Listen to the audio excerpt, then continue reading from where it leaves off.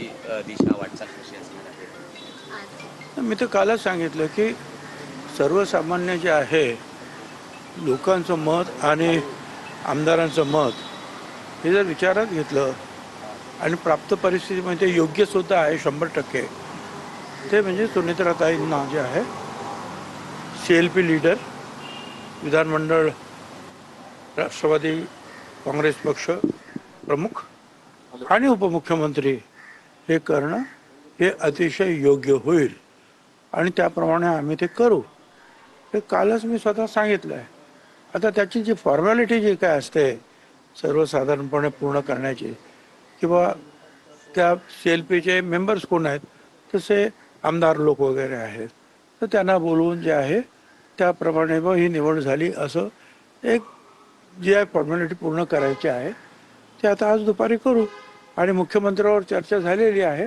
मुख्यमंत्री पूर्ण सहकार्य करत आहेत आणि कदाचित आजच राज्यपालांना सांगून ते त्यांचा शपथविधी होईल उपमुख्यमंत्री म्हणून. मात्र शरद पवारांचं असं म्हणणं आहे की सुनेत्रा पवारांनी या संदर्भात कुटुंबामध्ये कोणतीही चर्चा केलेली नाहीये. या शपथविधीची आपल्याला कोणतीही कल्पना नाही. किंबहुना अशा पद्धतीने घाई केली जाते का, असा सुद्धा प्रश्न होतोय. दोन्ही राष्ट्रवादी एकत्र येणार होती याची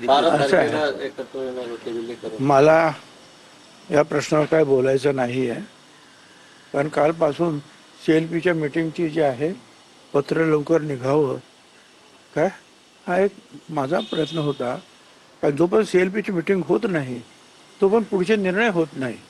आणि सगळ्यात मोठं महत्त्वाचं पद आज राष्ट्रवादी काँग्रेस पक्षाकडे जर कुठलं असेल तर ते महाराष्ट्राचं उपमुख्यमंत्री पद. त्यामुळे ते पहिल्यांदा जे आहे त्या तिथं योग्य रीतीने जे आहे सुनेत्राताईंना ती सूत्र त्यांच्या हातात देणं, नंतर ते ठरवतील पुढे काय काय करायचं ते. शपथविधी आज झालाच तर पवार साहेबांना याचा निमंत्रण दिलं जाणार आहे का? आता मला काय कल्पना नाही सर, पण एकंदर पाहिलं I don't know. मला माहित नाही. एकंदर पाहिलं गेलं तर विलनीकरण होणारच होतं असं सुद्धा अनेक लोक म्हणतात. पण या सगळ्या गोष्टीनुसार एक खंड पडला या गोष्टीला, असं तुम्हाला वाटतं का? या शपथविधीने खंड पडेल की पुढे जाऊन काहीतरी वेगळं चित्र निघेल? हे पहा, आता एकदा आमच्या दृष्टीनं ठीक आहे, पक्षाचा राष्ट्रीय अध्यक्ष आणि मग सगळ्यात महत्त्वाचं काय आहे, उपमुख्यमंत्रीपद. तिथे सर्व शक्ती एकवटलेली आहे. पक्ष मजबूत करून पुढे नेण्याची शक्ती त्या पदामध्ये आहे. तर त्याच्यावर आमचं पूर्णपणे लक्ष आहे.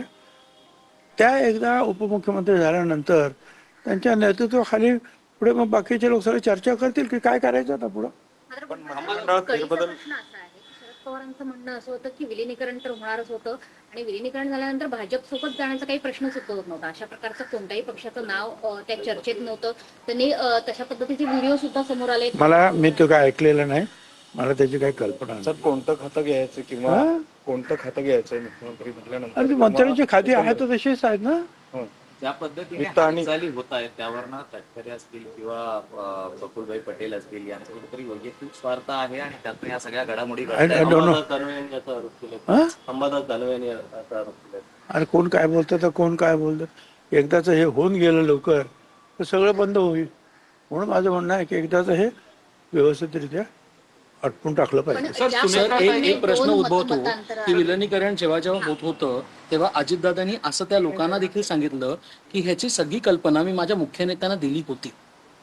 मला त्याची काय आता असं मी सांगितलं, आजचा आमचा प्रयत्न आहे सुनेत्राताईंना प्रमुख करणं. त्यांच्या नेतृत्वाखाली मग पुढे मग कोण काय बोललं काय करायचं काय थांबवायचं ते विचार करतील. कानावर कधीच विलिनीकरणाची चर्चा आली नव्हती. अजित पवारांची ही इच्छा अरे मैं बाबा मैं लहान मनुष्य है. सर, हिंदी में जानना चाहेंगे, सुनेत्रा ताई आज शपथ लेंगी, क्या कहना? हाँ तो अच्छी बात है ना, क्योंकि जो है लोगों का भी जो है यही इच्छा है और हमारे जो विधायक है उनसे भी वही मांग हो रही है और वो बिल्कुल सही है. इस हालात में जो है सुमित्रा ताई को ही बनाना चाहिए विधानमंडल प्रमुख, मतलब उप मुख्यमंत्री ऑटोमेटिकली हो ही जाते हैं.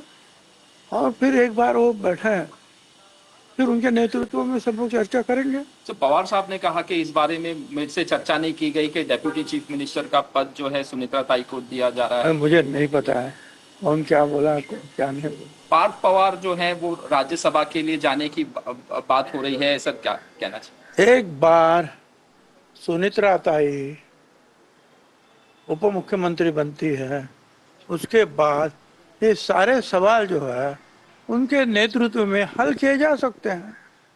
सर दोनों एनसीपी मर्जर करने की बात हो रही है, दोनों एनसीपी।